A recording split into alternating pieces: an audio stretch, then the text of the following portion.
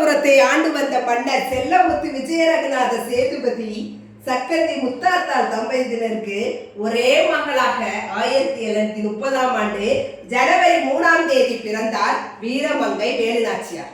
ஒரே மகளாக இருந்தாலும் ஆண்வாரிசு இல்லாத குறையை போக்கும் வகையில் அறிவிலும் வீரத்திலும் தலை சிறந்து எதற்குமே அஞ்சாத பெண்ணாக திகழ்ந்தார். களரி, வாழ்வீச்சு, சிலம்பம், ஈட்டி எறிதல், குதிரையேற்றம், யானையேற்றம் உள்ளிட்டவற்றில் கைதேர்ந்து விளங்கினார். தமிழ், தெலுங்கு, மலையாளம், உருது, பிரெஞ்சு, ஆங்கிலம் உள்ளிட்ட 10 மொழிகளை கற்றறிந்தார். வீரமங்கையாக வளர்ந்த வேலுநாச்சியார் தனது 16வது வயதில் சிவகங்கை சீமையின் மன்னர் முத்துவடுகநாதரை திருமணம் செய்து கொண்டு பட்டத்து ராணியானார். வெள்ளை நாச்சியார் என்ற பெண் குழந்தையை ஈன்றெடுத்தார். செல்வ செழிப்பு மிக்க சிவகங்கை சீமையின் ராணியாக வலம் வந்தார் வீரமங்கை வேலுநாச்சியார். சிவகங்கை சீமை செழிப்புடன் இருப்பதை அறிந்த ஆற்காடு நவாப் முகமது அலி அங்கு தனது படைகளை அனுப்பி மன்னர் முத்துவடுகநாதரை கப்பம் கட்ட உத்தரவிட்டார். முத்துவடுகநாதர் கப்பம் கட்ட மறுக்கவே பிரிட்டிஷ் படையினரின் உதவியுடன் போர் தொடுத்தான் நவாப் அலி. காளையார் கோவிலில் வழிபாடு நடத்தி கொண்டிருந்த முத்துவடுகநாதரை திடீரென்று சுற்றி வளைத்து தாக்குதல் நடத்தினான்.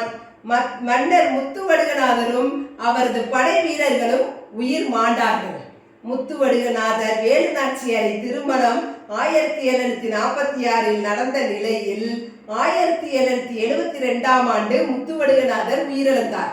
கணவர் இறந்த செய்தி கேட்டு துடிதுடித்த வேலுநாச்சியார் உடன்கெட்ட ஏறு பழக்கத்தை கைவிட்டு நவாப் முகமது அலியை பழிக்கு பழி வாங்க முடிவு செய்தார்.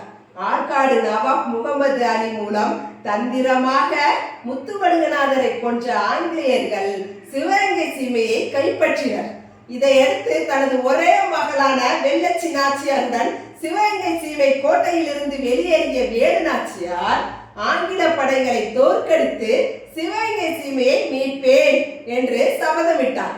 மருது சகோதரர்களான சின்ன மருது மற்றும் பெரிய மருதுவின் துணையுடன் மேலூருக்கு தப்பி சென்ற வேலுநாச்சியார் விருப்பாச்சி கோட்டையில் அடைக்கலம் புகுந்தார்.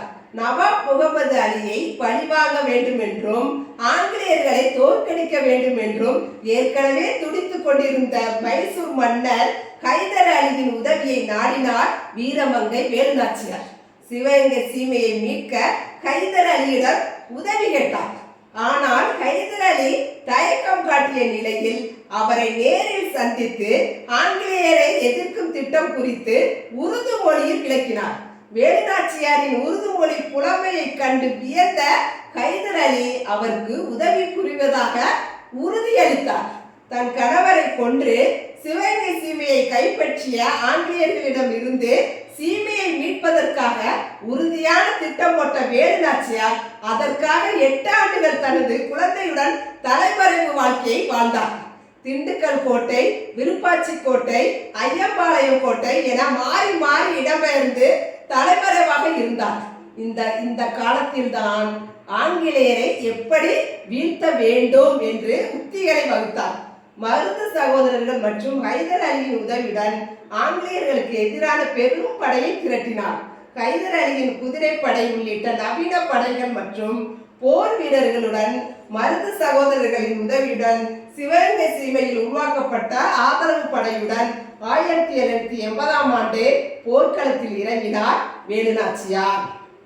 ஆங்கிலேயர்களுக்கு எதிராக 1780 தன் படைகளை 3ஆக பிரித்து மும்முனை தாக்குதல் நடத்தினார்.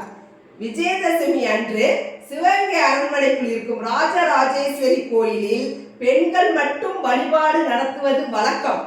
இதை சாதகமாக பயன்படுத்தி கொண்ட வேலுநாச்சியாரும் அவரது மகளிர் படையும் ஆயுதங்களை ஆடைக்குள் மறைத்து வைத்துக் கொண்டு கூட்டத்தோடு கூட்டமாக அரண்மனைக்குள் புகுந்து திடீர் தாக்குதல் நடத்தினார்கள்.